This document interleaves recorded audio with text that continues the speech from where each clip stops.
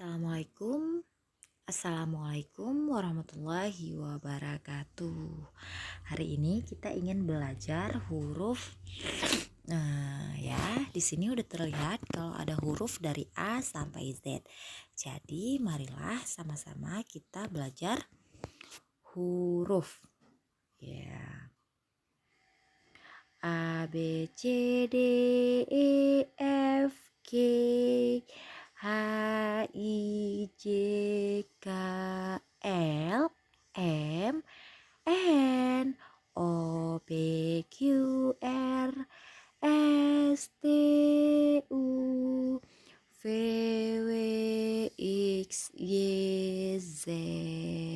Ya, A B C D E F G H I J K L M N O P Q R S T U V W X Y Z.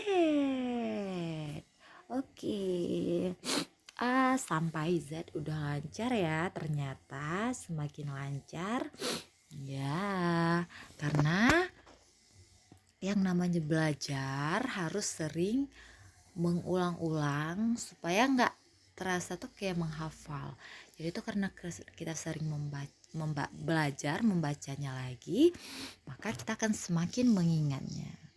Baiklah, terima kasih atas belajarnya hari ini karena semakin lancar. Next pertemuan berikutnya kita akan belajar hal yang lain lagi. Assalamualaikum.